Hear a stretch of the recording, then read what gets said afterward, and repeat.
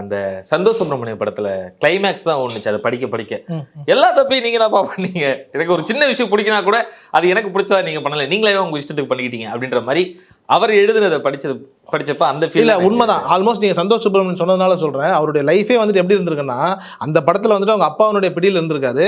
இந்த ஒரிஜினல் லைஃபை பொறுத்த வரைக்கும் ஒரு மனைவியினுடைய பிடியில் இருந்த மாதிரியான ஒரு உணர்வுல தான் அவர் இருந்திருக்காரு. ஏன்னா பொதுவாக வந்துட்டுங்க, இப்போ நீங்க இருக்கீங்க ஒரு 10 வருஷம் ஏதோ ஒரு கண்ட்ரோல்லே இருந்தீங்கன்னு வைங்களேன், 11வது வருஷம் அதுலேருந்து வெளியில அந்த கண்ட்ரோலை விட்டு ரிலீஃப் ஆகும்போது என்ன ஆகுனா, உங்களுக்கு வாழ்க்கையில் எல்லாமே நல்லா தான் தெரியும். ஏன்னா இதுக்கு முன்னாடி இருந்த ஒரு ட்ராமா வந்துட்டு உங்களுக்கு அந்த மாதிரியான ஒரு நிலையை உருவாக்கி விட்டுருக்கும். அந்த மாதிரி தான் அவருடைய 16 வருஷ வாழ்க்கையும் என்ன இருக்கு அப்படின்னா, ஏதோ ஒரு விதத்தில் அவருக்கு பிடிக்கல, இவங்க நல்லவங்க அவங்க நல்லவங்கன்றக்குள்ளேயே வரல, அவருக்கு பிடிக்கல, அவருக்கு செட் ஆகல, ஏதோ ஒரு விதத்தில் வந்துட்டு அவரை ப்ரெஷர் பண்ணுறாங்க, அவரை கார்னர் பண்ணுறாங்க. அதோட மாமியாராக இருக்கலாம், மனைவியாக இருக்கலாம். அவரை இப்போ ஒன்றும் இல்லைங்க, இப்போ நம்மளை வந்துட்டு 10 மணிக்கு வீட்டுக்கு வந்துருக்குன்னு சொல்லி நம்ம அம்மா சொன்னாலே நமக்கு என்ன ஆகும், நம்மளை யாரோ கண்ட்ரோல் பண்ணுற மாதிரியான ஒரு உணர்வு இருக்கும்.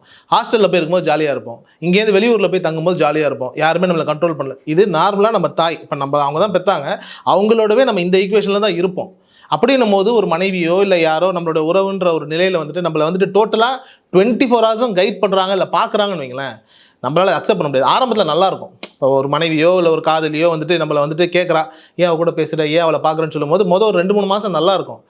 30 வருஷமோ 40 வருஷமோ அதே தான் வேலைன்னு வைங்களேன், சீரியஸாக பைத்தியம் பிடிச்சிரும். ஆல்மோஸ்ட் வந்துட்டு ரவி மோகனுக்கு அந்த மாதிரியான ஒரு நிலைன்னு தான் நினைக்கிறேன். ஏன்னா அவர் எந்நேரமும் வந்துட்டு ஒரு சிசிடிவி கேமரா பார்த்துக்கிட்டே இருக்கு, பார்க்கறது மட்டும் இல்லாமல் அதில் வாய்ஸும் கேட்டுட்டு இருக்குன்னா எப்படி இருக்கும். இவர் எங்கேயோ ஒரு இடத்துல உட்காந்துருக்காரு, அந்த ஒரு சிசிடிவியை வந்துட்டு அவங்க மனைவியோ யாரோ பார்க்குறாங்க, இவர் பேசுறதும் கேட்குதுன்னா நம்மளால நிம்மதியாக பேச முடியுமா? அந்த மாதிரியான ஒரு நிலையில தான் அவர் மாட்டிக்கிட்டு இருந்திருக்காரு ஒரு 16 வருஷம். அவருடைய மனநிலையை பொறுத்த வரைக்கும்